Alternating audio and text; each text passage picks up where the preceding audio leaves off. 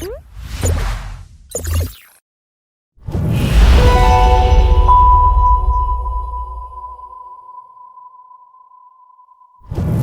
everyone, welcome to the Tech Podcast series. This is Lakshit Pant from Azure Developer Community, and we have started a Tech Podcast series in order to learn and grasp the experience from all the industry tech leaders, all the CEOs, CTOs, all the co-founders, and to understand how they are building the startup ecosystem, what are their with their ideas, how they are just transforming the for a better world, right? So, and for the same, today we have with us Kaling Porwal here. He's the founder of Downtown Lifespaces. Kaling, if you could quickly introduce yourself and help us with your how has been your experience toward the journey.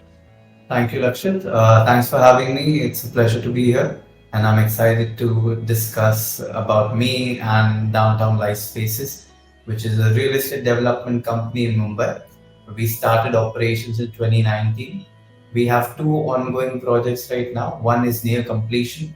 One is called Pratap Elegance, which is a redevelopment project. We're constructing 81 flats over there on a 20,000 square foot plot, and another one is coming up in Malad, which we have gotten in the process for.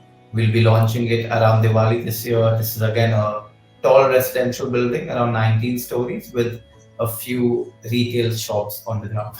Yeah, so Kaling, I would like to divide the this podcast in multiple segment, and the first segment could be from a journey of multiple pioneering concepts to transforming urban livings, right? So if you could, let's start by delving into your incredible journey that you have been through, and if you could share with us how you went from the beginning of your career to founding the Downtime Life Spaces.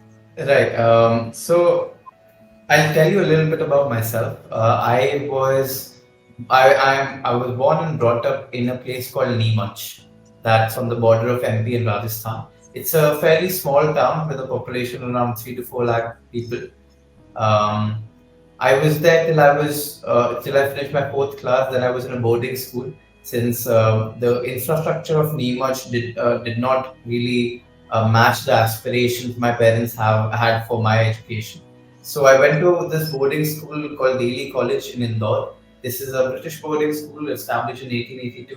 So it was a co-ed school, and we had a 118-acre campus, which had all the sports, all the co-curricular activities, and obviously the best of education.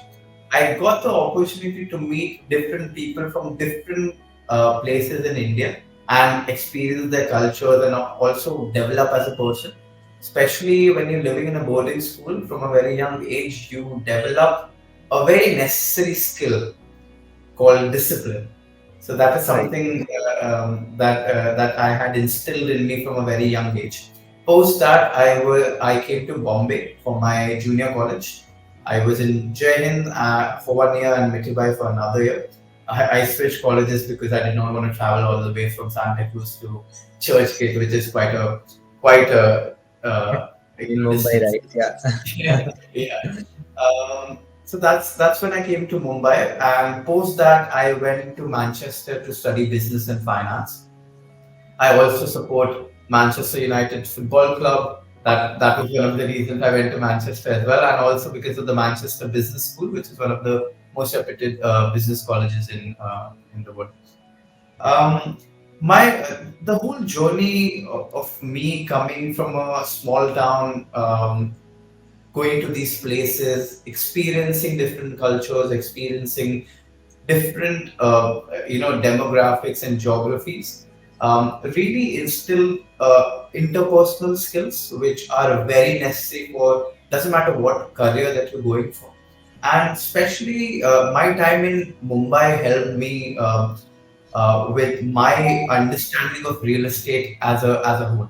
So I belong to a business family from Neemuch, and we have interests in automobiles and real estate back in Neemuch. In Neemuch and around the area, the land is not as scarce as it is in Mumbai, right? So what we develop there are plot developments. So we have colonies, and then we develop the infrastructure of the colonies. We develop roads. We develop sewage systems. We make sure there is supply of water and electricity, and all those basic amenities of infrastructure projects that you call plot development today. So that is my background. I grew up around that, but I got the opportunity to be involved in the Mumbai real estate market, which is a very competitive and a huge market, because of my uncle and his company called JPV Realtors.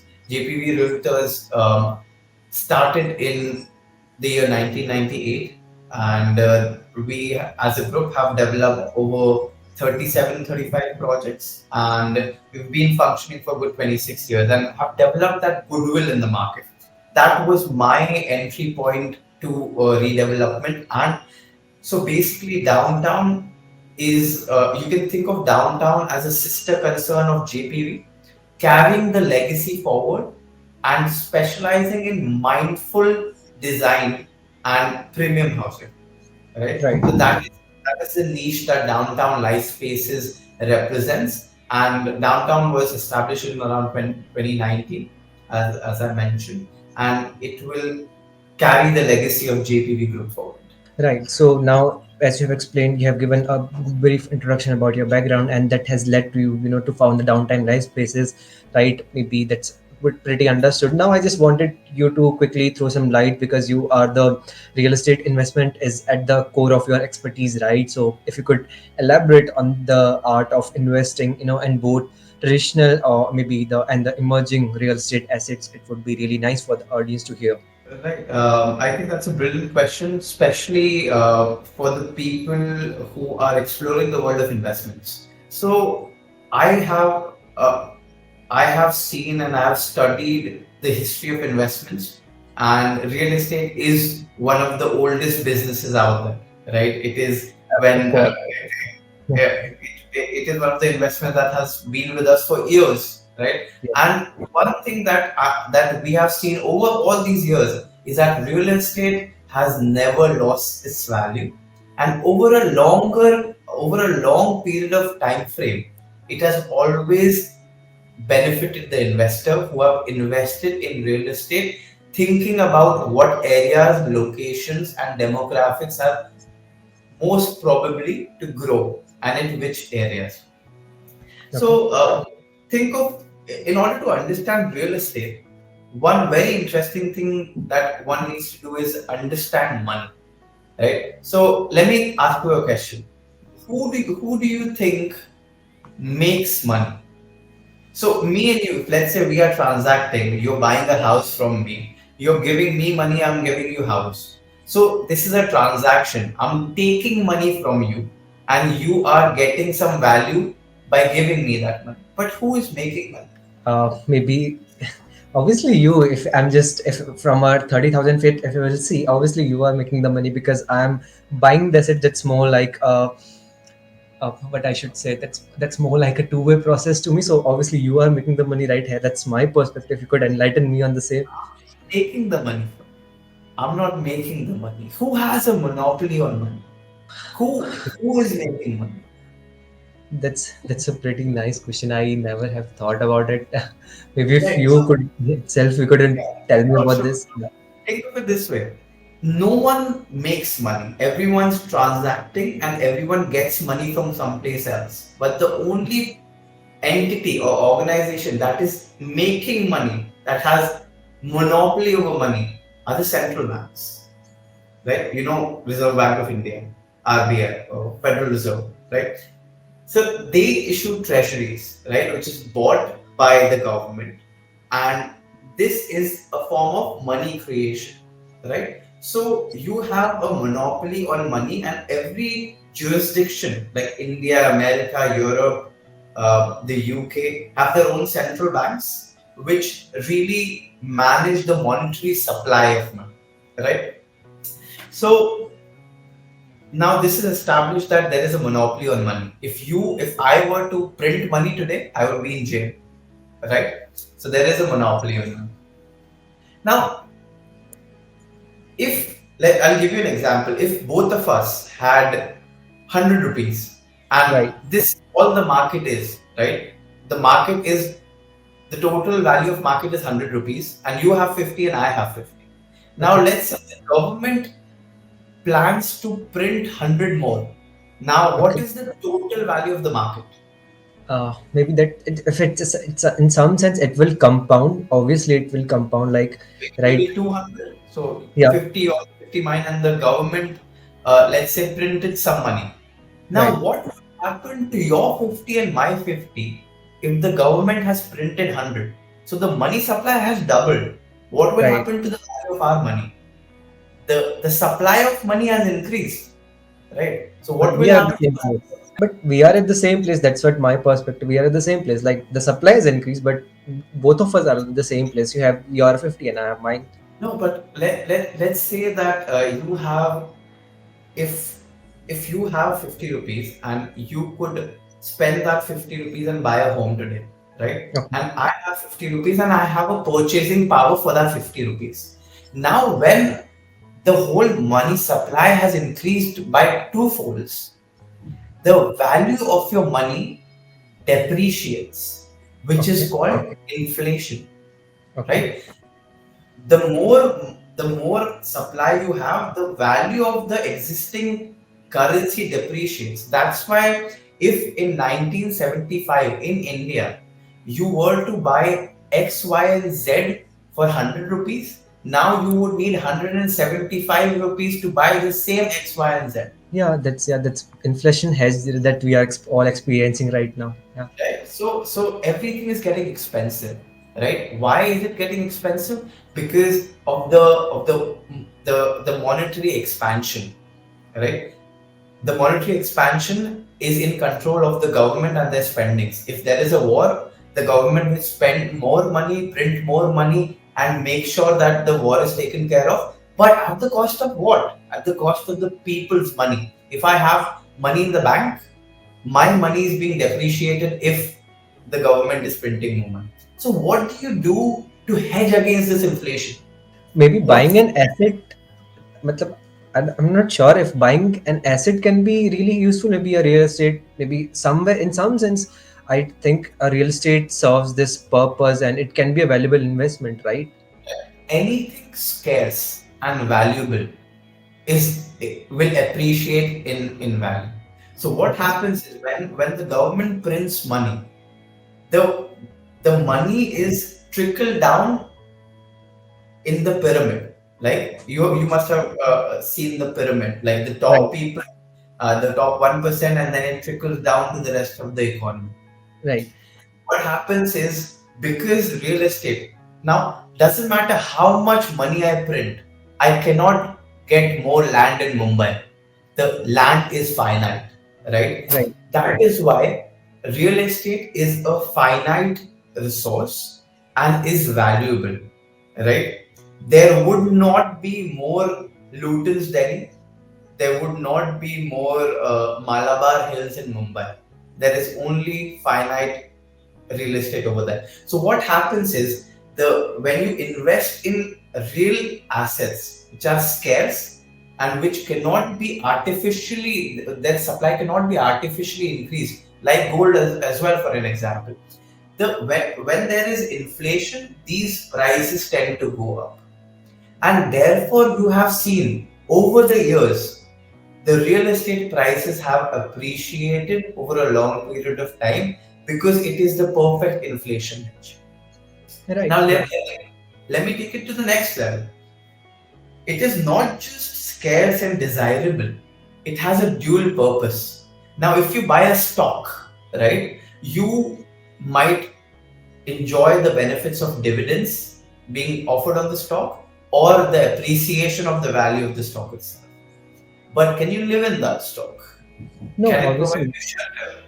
No. Right? So there is a dual purpose of real estate. The dual purpose is that it is an asset class that acts as an amazing inflation hedge, and also it acts as an asset that can be utilized. So Right. this is what traditionally, as you asked me, what the roots of real estate as an asset class comes from this. It is predominantly an inflation hedge that has worked against the depreciating value of currencies. And I'm not saying that only the Indian rupees is depreciating. the global reserve currency, which is the strongest currency in the world, which is the US dollar, has Right. depreciated 90% over the last 100 years. 90% of the last 100 years. So inflation is real, and it happens across the board, across different countries and across different jurisdictions. Now, that being said, I would never suggest people to have 100% allocation in any one asset.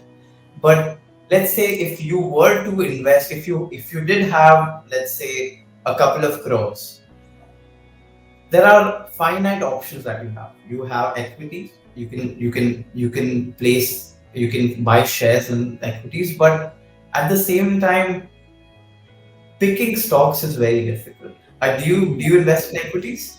Not especially in equities. I do. I'm maybe a day trader. Maybe I can be a scalper, but not equity. You do understand how difficult it can be to pick up stocks which are going to do good in the next 2 years, 3 years, 5 years, 10 years, and who might be still surviving in the next 50 years. You don't know even if Yeah, the company will survive in 50 years. There are only a few exactly. reliances and Tatas and builders Right, and so forth. So you would want to have some allocation to equities, but not the majority allocation to equities, because that is not proved to be a safe haven. You want to be able to sleep at night, right? right. You can you can invest in bonds, but these are very limited returns on bonds. You can invest in gold. Hello. Yeah. No, no. Yeah, Please go ahead. yeah. You can invest in gold, and you can also invest in Bitcoin or cryptocurrency. So there is a plethora of investment opportunities out there. But my base case is for a fulfilling life, which is not full of which is satisfying and also gives you a peace of mind, so you can focus on the good things, and you can focus on the family, and you can focus on growing your businesses, would be a major allocation in real estate and diversification in other assets. So I was about to discuss about the maybe the real estate investment and the diversification now. So real estate investment is maybe at the core of your expertise, and I was exploring moving. Maybe let's discuss about the redevelopment part a little bit first. What are some critical factors that you think that you consider when it comes to acquisition of redevelopment projects in your as per your experience? So, for the people who would not know redevelopment, because this is something that is very core to Bombay, let me just explain what redevelopment is. Basically, redevelopment is a concept wherein the developer is not really buying the land out upfront, but instead is getting into an agreement with a already existing society or owner of a particular land. So let's say there is a 20,000 square foot plot. You have 40 flats, old flats, 40, 45-year, 50-year-old building, having 40 flats. As a developer, I would approach these buildings or societies, or they will predominant, like they will decide that they want to get into redevelopment. They will place a tender, and it will be an open competition. All the developers will fill in their financial and commercial terms, and then some developers will be shortlisted. They'll give presentations of what their vision is for the redevelopment, and the society will then choose which developer they want to appoint for their society redevelopment. So how this works is, because the land is very scarce in Bombay. If you were to buy a piece of land upfront, the interest costing of it will really kill the feasibility of the project. So what you do instead is get into an agreement with these societies, and there are three major variables that the societies care about apart from the credibility of the developer. I'll come to the credibility of the developer in a bit, but the three main things that the commercial aspects that the society care about is: what rents is the developer giving them? Because what I'm doing is I'm telling them, promising them that you leave your houses, I'll Right. demolish your building, I Right. will make a new building, and in the meantime, I will pay the rent that Right. you have, because you have to be living somewhere. So I will reimburse you for that. So what rent is being offered by the developer? How much more carpet area is offered by the developer in the new building, and other corpus funds and hardship compensation that comes in the deal. And also, one of the most important thing that I mentioned was the credibility of the developer. Redevelopment projects are very unique in this way. Why? Because when you're acquiring these projects, it is not about money. It's about trust and goodwill. I am Exactly. approaching these people, and I am promising them, my company is promising them that I will take your property, which you have born and brought up in. You have lived Exactly. there for almost 30, 40 years. I'm asking you to hand it over to me. Trust me with your possession. I will demolish it. I will make sure that I have the finances and the expertise and the good intent of delivering this project in time and giving you your new houses with more carpet area. And I'm still wondering how, influencer you have to be in order to make that agreement happen, to make them the people understand, right? So I just have one follow-up question. When you say, they have to shift, they will be paying the rent and everything. So is there something like you will be maybe shifting those folks to some new other place that you will decide, or they have the choice to decide the place as well? Right. So every member have let's say 40 members, right? You have a 1,000 square foot flat. Some other person would have a 700 square foot flat. Okay. Everything depends on percentages. I will have a X amount of rent for that particular area, right? So Okay. if you were living in, let's say, Ville Parle, the rate average rate of rental per square foot over there is 120 rupees per square foot. I will provide you 120 rupees per square foot on your 1,000 square foot flat. So I'll be providing you 1,20,000 per month, and you get to decide what you want to do and where you want to live with that. Right. So it is on you. And coming back to the point of getting these people on board for redevelopment, see, developers have not been very kind to these society members sometimes, because they, in the boom cycle of early 2000s, between 2000 and 2010, market was booming, right? Okay. It made developers overtrade, and what they did was they took a project, they sold some inventory from that project, and they used the proceeds from that sales to take another project without completing the first project. So it really hampered, and a lot of people are still struggling to get their homes back because of this reason. Mhm. That's why credibility is very important, and you need to make sure that 75%, more than 75% of the members are agreeing with your terms and conditions and agreeing with your developer. So you can imagine there are 50 flats. Each flat has 4 members.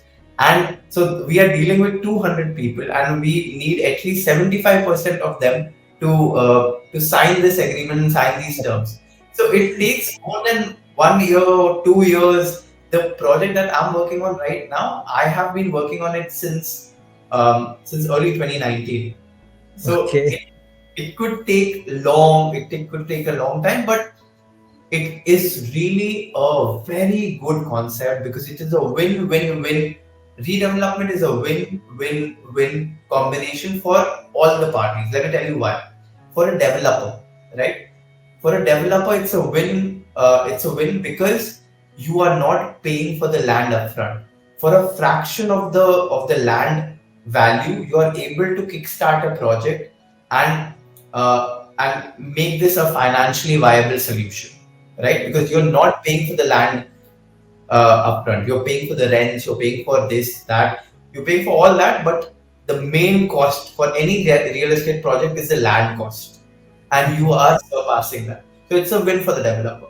Secondly, it's a win for the society because these society members are living in not so well conditions. If you see some of the societies I deal with, they are not in a good condition, and it could be life threatening for some of these members. So without having to deploy their own capital in redoing the property. They get someone else to put in the finances and expertise and upgrade their lifestyle. And thirdly, it's a win for the city itself, because the city is upgrading, the urban infrastructure is upgrading. Earlier you never had parking, you never had gym and terrace gardens, you never had all these amenities in your building, but now you do, right? And this is because of redevelopment. This is because of upgrading lifestyles in redevelopment. That's why I call it a win-win-win situation for the developers, for the society members, and also for the city itself. I just have one more follow-up question. Maybe, we have already extended this podcast a little bit, but I have this follow-up question I really want you to answer. Is there any government involvement? Because there needs to be, because you are demolishing someone's house. I know there is an agreement involved and something like this, but in some sense, there can be some exceptions while they have, signed the agreement, but in some, it happens, right? If 100 people, if 75 people are agreeing, there can be one person who will later disagree, or maybe he will try to maybe cut off from the agreement that he has done, right? So is there any situation that you have came through, and what kind of investment did you think? I know I did a simple maths, and I really believe, when at the starting of the podcast I was thinking it's a how this concept is very crazy. You are paying someone else rent. Why to pay someone else rent and everything? But then I realized the cost of buying a land is definitely 10x or maybe 50x more than what you have to pay for. Yeah, right. What you have to pay for in terms of rent and all this stuff. So if you could answer all the both of the questions, right? The last few years in real estate have been very good for the home buyers, especially with the introduction of RERA. Now, I will speak to you about Maharashtra RERA, because that is the RERA I deal with. So there are some implications of RERA, like, as I told you, that earlier developers overtraded. They would take up a project, they would sell inventory in that project, take the proceeds of the sales and invest it in another project and not complete the first project. So they were over trading in these projects. But with the introduction of RERA, this is one of the examples. The developer has to keep 70% of the sales proceeds from a particular project in the account of that particular project, and only 30% can be taken out. This ensures that the project delivery and the project funds are in place in the RERA. Moreover, all the information regarding the credibility of the developer, the past history of the developer, the timelines that the developer has taken to complete projects is there on the RERA website. So that has also been taken care of. When it comes to the redevelopment, now think of it this way. Let's say 75-80% of the members in the society agree to redevelopment and agree to all the conditions mentioned in the redevelopment. And there is 20% people, which is always the case, who are against the fact of against the redevelopment for one reason or the other, which always happens. There are always few people like that. But the government and the courts, this has happened a lot of times, prefer the society's interest over individual interest. If there are 75% people agreeing to the terms of the redevelopment, know that the terms are fair and are agreeable, and have signed the documents accordingly, and they do the courts would not go against the society and or the developer and stop the redevelopment process. See, why we need as developers a very comprehensive development agreement is because we invest a lot of money just on that agreement, right? We do not own the land, but we are still investing a lot of money on the land, and that is based on the agreement that we sign with the society members. Now, what if somebody in the society takes a court case against us?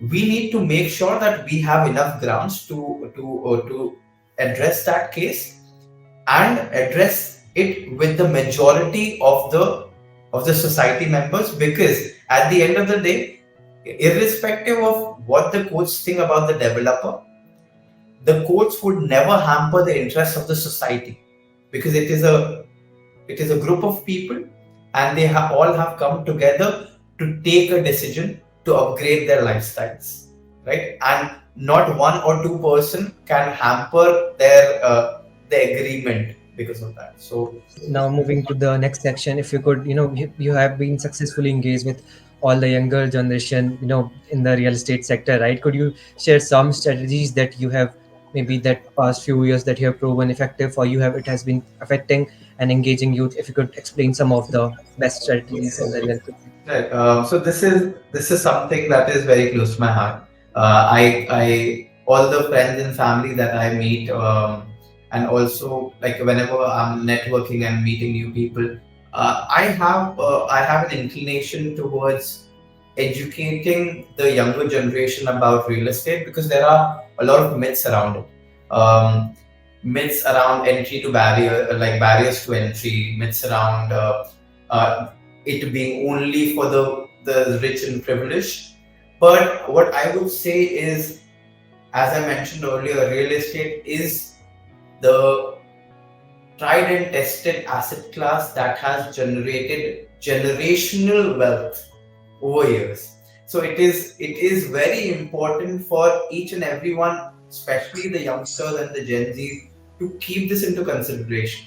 There is crypto, there is drop shipping, there is all that, but the real wealth generation would happen through assets like real estate because it has a track record to do so. Right. Yeah, but for individuals like, with limited capital, who aspire to, explore the real estate sector, but in some sense, maybe the but low capital, and if you could share some, the strategies that allows low capital entry strategies, would, if you could recommend something like this. Some of the strategies that I would say, especially for youngsters trying to get in, is a strategy which has zero capital investment.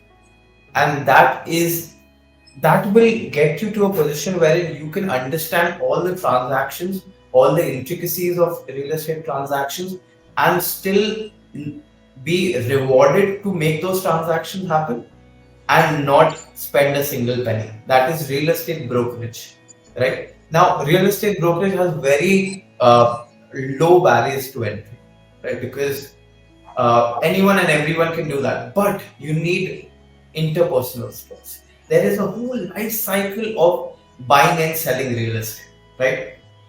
So, what I usually suggest people aspiring to get into real estate in one way or the other, I would always suggest them to join a team of brokers, to join a team of people who are already working in the circle. So, what happens there is when you join this team, when you get involved in real estate transactions as a broker or as an agent or as a channel partner, whatever you want to call them, you understand the life cycle of real estate deals, right from lead generation to branding, marketing, then you do sales, then you do post sales, then you do client interaction. And when you do this, you understand each and every aspect of real estate sales, and it is very, very comprehensive, right? Every aspect has gone very in depth. So when you understand the life cycles, when you understand what is stamp duty, what is like what how much GST is being put on it, would you get GST on under construction properties or not? What are the benefits of under construction properties? What is the construction link payment? What is a subvention scheme? When you actually get on ground and understand these concepts, when you understand what kind of locations work, what kind of locations you can see growth in. If you see 300 kilometers of metro being built in Bombay, what are the areas that will benefit from it? What areas I should focus on? What areas my set of investors would like and see appreciation in? When you get yourself involved in such conversations and when you get involved in such teams, and when these teams see that passion of learning, because it is not rocket science, real estate is not rocket science, this is Right. not engineering or anything like that. It is a lot to do with interpersonal skills, a lot to do with street smartness, right? So when you get involved in such transactions, you will get an overall understanding of real estate. And when the time comes, like you said, by the way, the reward that you get from these deals are anywhere from 2 to 4%. So if in my project itself, my ticket sizes are around 3 crores, 3.5 crores, all the way to 7 crores, 8 crores. If you were to sell the cheapest flat that I have on my project, you would still be securing a good brokerage of around 3 to 4 lakh, right? Which is a good deal, right? So you are being Right. rewarded for having to do these transactions, but at the same time, when you get the capital of actually having to invest in real estate, imagine this: you have been in the business, you have been. It doesn't even matter that you put 100% of your time in. Let's say it is a science, right? And you do these transactions and you help your friends and family get into these transactions and get good deals. Once you get to the point of actually getting involved yourself in a real estate transaction with your own money, you have complete knowledge of the market. You know what deals work, what deals don't work. You know what the markets are that you should be investing in, and you know the kind of appreciation you can get from investing in these markets. So this strategy of being involved in real estate from a young age and being involved in transactions and understanding the intricacies and life cycle of these real estate transactions, because it takes no money, and in fact it is rewarding because you get 2 to 4% of the transaction, and these real estate transactions are high ticket value, mostly in crores. It is a win-win again, right? You Right. learn about real estate, you get rewarded for it, and when your time comes to invest big money or invest in real estate, you have an understanding of real estate like you wouldn't have if you weren't involved. Right. So maybe it's more like a side hustle for any of the aspiring real estate person who wants to explore the real estate sector. And let's touch, maybe if you have already explored the real estate brokerage as a side hustle, and one how one could leverage the additional source of income and growth. So does that involve, are you saying like we have to involve with the brokerage, with all the brokers around our, maybe our local cities or maybe our local areas, something like this? Right. So think of it this way. If you were to get involved in real estate transaction, what is the primary thing you need? You need a buyer and a seller, Right. Yeah. right? Right. You need developers who are developing in that particular locality. Let's say, firstly, how I mentor my salespeople, and how I advise the people who want to get into real estate broking is, first you need to understand where you are. So let's say if somebody has born and brought up in Mumbai, in the Bandra area, or in Delhi, in the Gurgaon area, in Delhi NCR, in the Gurgaon, you know at least 30 people who are in your circle and who would Right. want to transact in real estate, right? It could be your father, your father's partners, your father's acquaintances, your acquaintances, maybe some people in your study circle, in your workplace. You know so many people already. Now you need to zero down on the location, the location that you're confident with. Then you contact the developers, all the developers that are working in the particular vicinity, and also get in touch with the second time, like the resellers. Like, let's say somebody is taken from the developer and try to sell it again. So you gather this data, then you gather the data of how you can get clients who want to buy this property. Now, either you can actually just broadcast on your WhatsApp that, hi, I'm starting a new a brokerage firm, and Right. I have had this experience. And if you have any inquiries, or if you are looking to transact in real estate, do let me know. I have many properties and I know many people who can help you with, right? Right. Since you're starting early. So you yourself are a platform. You are taking the developers from this side, you are taking the buyers from this side, and how else can you get buyers? This is a very massive field, right? You can run ads, Facebook, Instagram ads. You can do cold calling. You can do email marketing. So that's why I said, once you get into the life cycle of real estate sales, it is a whole new world. Cold calling is a whole new world. Lead generation is a whole new world. Dealing with the developers is a whole new world. Right.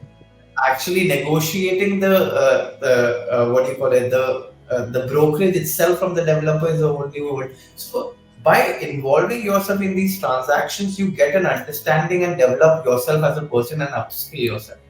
Hmm. So, coming back to how you would do it is basically starting from your inner circle, your first connections. We are part of the LinkedIn Right. generation. So your first connection, and then leveraging that first connection and making sure that you do your best to cater to these first connections. And obviously, why I asked people to get involved with already established teams, because teams coach you, they teach you, and also they have already gotten a network of people and buyers and sellers that will help you get into the market. Now we have discussed lots of things, and really nice interacting with you and listening to you. Today even myself got a lot more insights about the real estate sector. If, as a closing remark, if you want to share with our listeners who wants to explore the real estate business or anything around the business, please go ahead. Yeah, sure. So what I would say is I would like to use this platform to actually reiterate my point of the importance of real estate for the youth. There is a lot of clutter on the internet. There is a lot of misinformation on the internet as well. And there are a lot of unaligned interests on the internet, right? There are a lot of investment gurus who are trying to sell you courses and trying to divert your mind towards things that might be new, that might work, that might not work, that could be rug pulls, that could be anything, right? What I would urge the coming generations do is put some time out, understand what money is. Like we had a very brief understanding of conversation about money. So Right. understand what money is. Understand different asset classes like equities, real estate, cryptocurrencies, gold, bonds. Understand the advantages and disadvantages. Understand the risk adjusted returns of each of these asset classes. And then make a decision of how you would allocate your resources in an intelligent manner which serves your purpose, your individual, your family's purpose in the long run.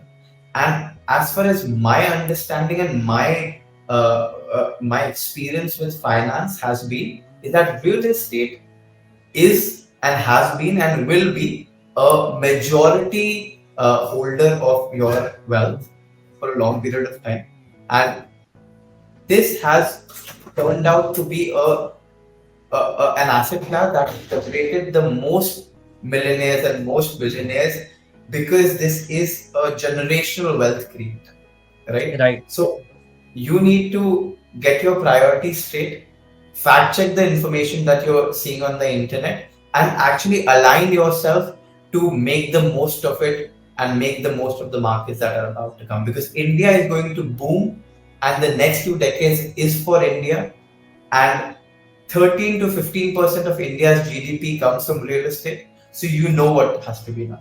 Yeah, exactly. And thank you for sharing that the precise and conclusive closing remarks. And that was very nice. It's my pleasure to host you for this podcast, and looking forward to definitely host a similar podcast and explore a little bit more deep dive into maybe about money and everything. Right? I would love to chat together Yes, in some time. really nice talking to you as well. It was lovely talking to you. Likewise, and all the listeners, do remember to connect with Downtime Lifespaces and Kaling, especially on the social medias. I'll mention all the social links in the description, so feel free to connect. And if you enjoyed the podcast, found it informative, just keep exploring. We are coming up with lots of new initiatives and lots of new knowledge podcasts. So thank you, Kaling, for joining in. Have a great day. Thank you. Thank you.